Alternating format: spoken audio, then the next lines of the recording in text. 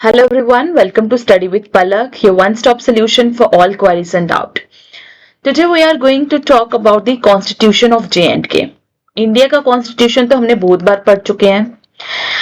J&K के constitution की बात करते हैं.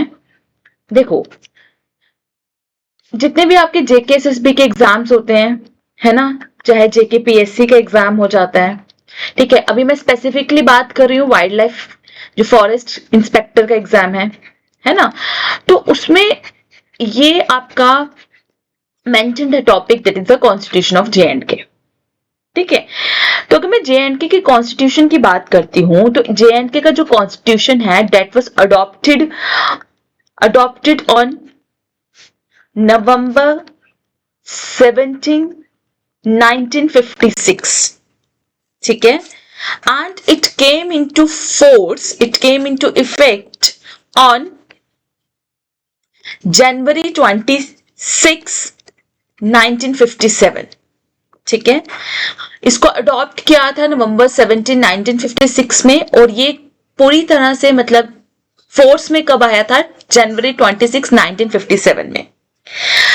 J&K ओनली स्टेट है जिसके पास अपना खुद का कॉन्स्टिट्यूशन है. ठीक है. J&K ओनली स्टेट है जिसके पास अपना खुद का कॉन्स्टिट्यूशन है. मतलब इंडिया में कोई और ऐसी स्टेट नहीं है जिसके पास अपना कॉन्स्टिट्यूशन था मतलब अब नहीं है. ठीक है, वो भी आऊंगी. ठीक है. और ये जो कॉन्स्टिट्यूशन है, this constitution was framed bye constituent assembly of J&K. J&K की कॉन्स्टिट्यूएंट असेंबली ने इस कॉन्स्टिट्यूशन को फ्रेम किया था. ठीक है. और ये जो कॉन्स्टिट्यूएंट असेंबली है, दिस वाज इलेक्टेड इन 1951. ठीक है. This constituent assembly was elected in 1951. ठीक है. तो J&K ओनली स्टेट थी जिसके पास खुद का कॉन्स्टिट्यूशन था. इस कॉन्स्टिट्यूशन को फ्रेम किया था J&K की कॉन्स्टिट्यूएंट असेंबली ने, जिसको इलेक्ट किया गया था 1951 में. ठीक है. इस कॉन्स्टिट्यूएंट असेंबली ने इंस्ट्रूमेंट ऑफ असेशन को भी जो है रेटिफाई किया था. इस कॉन्स्टिट्यूएंट असेंबली ने इंस्ट्रूमेंट ऑफ असेशन को, ठीक है, इंस्ट्रूमेंट ऑफ असेशन को रेटिफाई किया था इन 1954. मतलब कि जो J&K की इंटीग्रेशन है इंडिया के साथ, उसको और ज्यादा सॉलिडिफाई किया था. समझ आ रही है बात? अब तुम लोगों के दिमाग में क्वेश्चन आ सकता है कि ma'am what is this instrument of accession? ये इंस्ट्रूमेंट ऑफ असेशन क्या है? तो देखो, इंस्ट्रूमेंट ऑफ असेशन क्या है? ये एक लीगल डॉक्यूमेंट है जिसको साइन किया था महाराजा हरि सिंह जी ने. ठीक है. ये एक लीगल डॉक्यूमेंट है जिसको साइन किया था महाराजा हरि सिंह जी ने. ठीक है. जो कि हमारे J&K के रूलर थे. ठीक है. इसको साइन कब किया था? इसको साइन किया था ऑन October 26, 1947. ठीक है. और इस डॉक्यूमेंट को एक्सेप्ट किसने किया था? This was accepted by governor general Lord Mountbatten. ठीक है. इसको साइन किया था, इस इंस्ट्रूमेंट ऑफ असेशन को, एक लीगल डॉक्यूमेंट था ये, जिसको महाराजा हरि सिंह ने साइन किया था 26 अक्टूबर 1947 में. और इस डॉक्यूमेंट को एक्सेप्ट किसने किया था? गवर्नर जनरल लॉर्ड माउंटबेटन ने इसको एक्सेप्ट किया था on the very next day, that is October 27, 1947. ठीक है.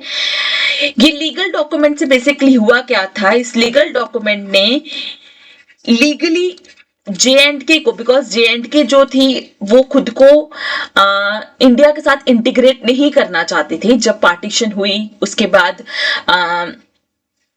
प्रिंसली स्टेट्स को मतलब जो थी, कुछ प्रिंसली स्टेट्स थी, कुछ ऐसी स्टेट्स थी जो कि मतलब कि इंडिया के साथ इंटीग्रेट नहीं होना चाहते थे. J&K को इंडिया के साथ इंटीग्रेट किया गया था विद दिस इंस्ट्रूमेंट ऑफ असेशन के थ्रू. ठीक है, तो एक लीगल डॉक्यूमेंट था जिससे लीगली JNK को इंडिया के साथ इंटीग्रेट किया था। ठीक है, लीगली JNK को इंडिया के साथ इंटीग्रेट किया था। ठीक है, इंडिया ने बोला चलो, JNK ने बोला चलो मैं तुम्हारे साथ इंटीग्रेट हो जाता हूँ, इंडिया के साथ इंटीग्रेट हो जाता हूँ, बट इंडिया का जो हक होगा, मतलब इंडिया सिर्फ हमें 3 जगह पर ही रूल कर सकते हैं, 3 जगह पे ही इंडिया हमारे अंदर इंटरफेयर कर सकती है। ठीक है, तो ये जो एसेशन था इंडिया के साथ इंटीग्रेशन का हमारा, ये सिर्फ 3 सब्जेक्ट्स में लिमिटेड था। मतलब इंडिया का जो पावर थी JNK के ऊपर वो सिर्फ 3 जगह पर थी, बाकी JNK अपने सारे डिसीजंस खुद लेता था। ठीक है, JNK के पास अपनी खुद की असेंबली थी, अपना खुद का कॉन्स्टिट्यूशन था, अपना खुद का फ्लैग था। ठीक है, अपने जितने भी प्रिंसिपल्स थे वो खुद ले डाउन करता था। सिर्फ 3 जगह पर इंडिया जो है, ठीक है, इंडिया जो है JNK पे 3 जगह पे डोमिनेशन शो करता था। वो कौन कौन सी 3 जगह थी? एक डिफेंस को लेके, दूसरा एक्सटर्नल अफेयर्स के मैटर में, ठीक है, एंड तीसरा था कम्युनिकेशन पे। इस तीनों के अलावा इंडिया का कोई इंटरफेरेंस नहीं था JNK में। बाकी सब कुछ JNK अपनी मर्जी से करता था, अपनी खुद की गवर्नमेंट थी JNK की। ठीक है, अपने खुद के प्रिंसिपल से, अपने खुद के राइट्स, अपने खुद के DPSP सब कुछ खुद का था। ठीक है, बिकॉज कॉन्स्टिट्यूशन अपना था उनका। ठीक है, तो जिसकी वजह से सिर्फ जो JNK इंडिया के साथ जुड़ा था, इंटीग्रेट हुआ था, सिर्फ 3 जगह पर ही इंडिया जो है JNK पे डोमिनेशन शो कर सकता था, दैट इज डिफेंस में, एक्सटर्नल अफेयर्स के मैटर में एंड कम्युनिकेशन के मैटर में। ठीक है, ओके, एक बार कॉन्स्टिट्यूशन फ्रेम हो गया तो कॉन्स्टिट्यूएंट असेंबली जो है वो उसके बाद डिसॉल्व हो गई थी आफ्टर अडॉप्टिंग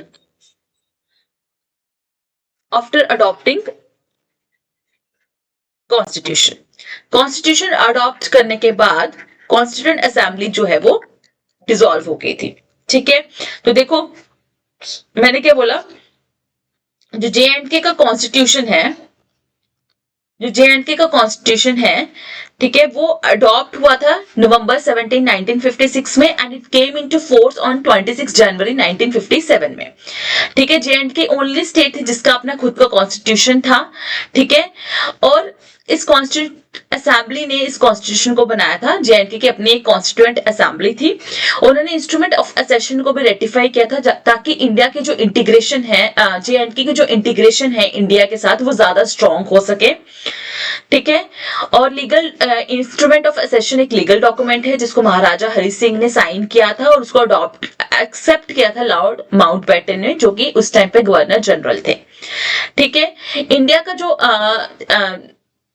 JNK का जो इंडिया के साथ असेशन था, इंटीग्रेशन था, वो सिर्फ 3 मैटर्स में था, defence, external affairs and communication के मैटर में। ठीक है, कॉन्स्टिट्यूशन बनाने के बाद कॉन्स्टिट्यूएंट असेंबली डिसॉल्व हो गई थी। बात करते हैं आर्टिकल 350A की। जो हमारा आर्टिकल है, हमारे कॉन्स्टिट्यूशन का जो आर्टिकल है 350A, ठीक है, 335A, ठीक है, इसमें क्या था, it empowered JNK legislature, ठीक है, to define permanent residents। ठीक है, it empowered JNK legislature to define permanent residents। to define permanent residents। 35A जो है, जो हमारे इंडियन कॉन्स्टिट्यूशन का है, बेसिकली वो JNK लेजिस्लेचर को राइट्स देता है, वो पावर देता है कि तुम परमानेंट रेजिडेंट्स को डिफाइन करो। ठीक है, permanent residents of the state को डिफाइन करो।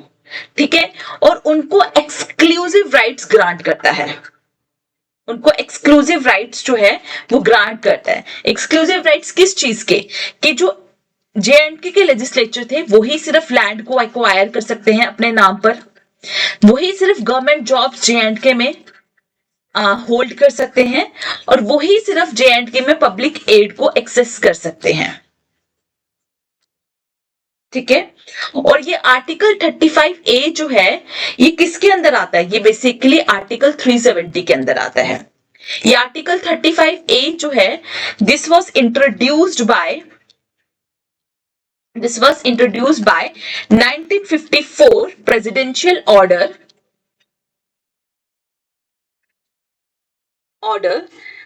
Under article 370। ठीक है, ये आर्टिकल 370 के अंडर जो है प्रेसिडेंशियल ऑर्डर से 1954 में आर्टिकल 35A जो है वो इंट्रोड्यूस किया गया था, जिसमें परमानेंट रेजिडेंट्स ऑफ J&K जो है वो डिफाइन किए गए थे। और J&K के परमानेंट रेजिडेंट्स के पास एक्सक्लूसिव राइट्स थे पब्लिक एड को एक्सेस करने के, गवर्नमेंट जॉब्स को होल्ड करने के लिए और J&K में लैंड को एक्वायर करने के लिए। ठीक है, तो आर्टिकल 370 बेसिकली ग्रांट करता है special autonomous status to the state of J&K। ठीक है, मतलब ऑटोनोमस स्टेटस ग्रांट करता है article 370 to the J&K state, और इन्हें पूरा मतलब अलाउ करता है कि तुम अपना खुद का सेपरेट कॉन्स्टिट्यूशन बना सकते हो। ठीक है, आर्टिकल 370 के अंदर ये मेंशन्ड है कि J&K स्टेट अपना खुद का कॉन्स्टिट्यूशन बना सकती है, अपना खुद का सेपरेट फ्लैग जो है वो होस्ट कर सकती है, और अपनी खुद की इंटरनल एडमिनिस्ट्रेशन को खुद रन कर सकती है। मतलब उनके इंटरनल एडमिनिस्ट्रेशन में किसी का भी कोई इंटरफेरेंस नहीं होगा, एक्सेप्ट ओवर 3 सब्जेक्ट। ठीक है, 3 सब्जेक्ट्स को छोड़ के, कौन कौन से थे वो 3 subjects? Defence, communication and external affairs. इन तीनों को छोड़ के किसी भी मैटर में इंडिया जो है J&K की जो खुद की एडमिनिस्ट्रेशन है उसमें इंटरफेयर नहीं करेगी। ठीक है, ये आर्टिकल 370 कहता है। बट ये कहानी जो थी अब खत्म हो चुकी है। अगस्त 5, 2019 में प्रेसिडेंट ने ऑर्डर इशू किया। ठीक है, उन्होंने ऑर्डर इशू किया। ठीक है, और 1954 वाले ऑर्डर को क्या कर दिया? सस्पेंड कर दिया। 1954 वाले ऑर्डर को क्या कर दिया? सस्पेंड कर दिया। ठीक है, इसका मतलब क्या हुआ कि जो J&K है अब उसके पास खुद का कोई कॉन्स्टिट्यूशन नहीं होगा। ठीक है, उसके पास खुद की कोई फ्लैग नहीं होगा, वो कंप्लीटली अब पार्ट है इंडिया का। ठीक है, अगस्त 5, 2019 को मतलब कि उन्होंने आर्टिकल 370 को रद्द कर दिया, तो ऑटोमेटिकली आर्टिकल 335A भी क्या हो गया है? रद्द हो गया है। मतलब अब कोई भी J&K में लैंड को एक्वायर कर सकता है, गवर्नमेंट जॉब को के लिए अप्लाई कर सकता है, except certain criterias are there for the UT. ठीक है, कि वो कुछ रेजिडेंट्स के लिए वो रिजर्वेशंस कर सकती है। ठीक है, हेड ऑफ स्टेट, पहले जो हेड ऑफ स्टेट थे वो थे सदर आई रियासत। ठीक है, इनको इलेक्ट किया था स्टेट लेजिस्लेचर ने। स्टेट लेजिस्लेचर ने इनको इलेक्ट किया था। ठीक है, उसके बाद दे वर replaced by 6th amendment of J&K Constitution। J&K Constitution की 6th amendment हुई थी। ठीक है, 1965 में। ठीक है, एंड इसको किसने रिप्लेस किया था? It is replaced by governor. ठीक है, जिनको कौन अपॉइंट करेगा? प्रेसिडेंट। ठीक है, मतलब 1965 तक हमारा जो हेड ऑफ स्टेट थे वो नॉट अ गवर्नर, उस टाइम पे governor head of the state नहीं थे। 1965 तक head of the state was the सदर आई रियासत। ओके, जिनको कौन इलेक्ट करता था? स्टेट लेजिस्लेचर इलेक्ट करती थी। ठीक है, और वो स्टेट लेजिस्लेचर को ही आंसरेबल होते थे। ठीक है, 2019 से पहले 2019 से पहले only Urdu was there as official language, official purposes के लिए उर्दू को यूज किया जाता था, ठीक है, उर्दू को ऑफिशियल पर्पस के लिए यूज किया जाता था।